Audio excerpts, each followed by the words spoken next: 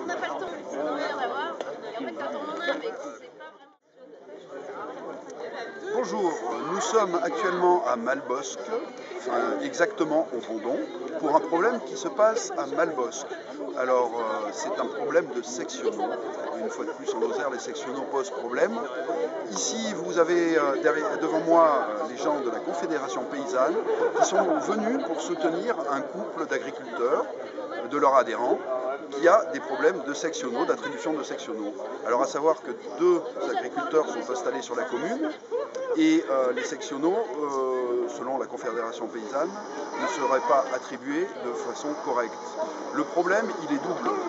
Il est le problème pour exploiter une structure agricole, et puis il y a aussi le problème de la PAC et de la déclaration. Et cela irrite la Confédération paysanne qui est venue aujourd'hui défendre ses droits pendant que les agriculteurs sont ici même derrière moi, reçus en mairie par le maire et le conseil municipal.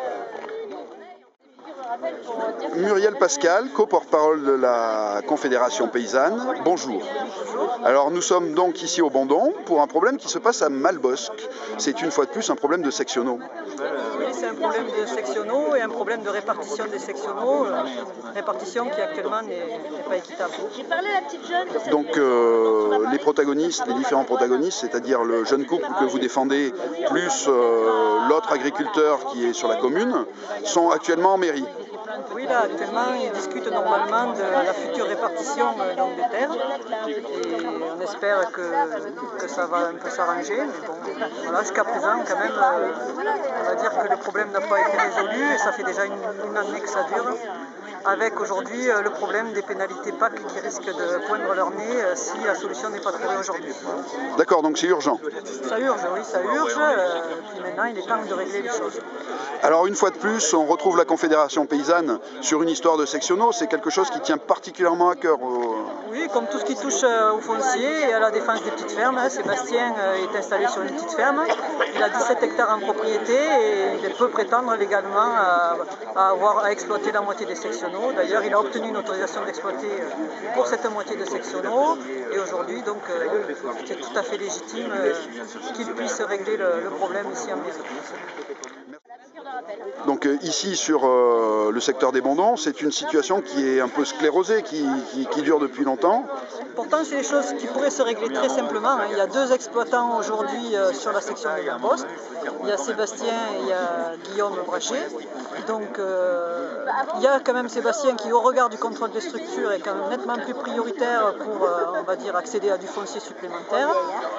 Pour ménager un peu tout le monde, pour éviter la guerre dans le village, Sébastien a accepté de prétendre qu'à la moitié des sectionaux. Nous, on pense que c'est quand même quelque chose qui est acceptable et on espère que ça va aller dans ce sens-là. Vous avez de beaux espoirs.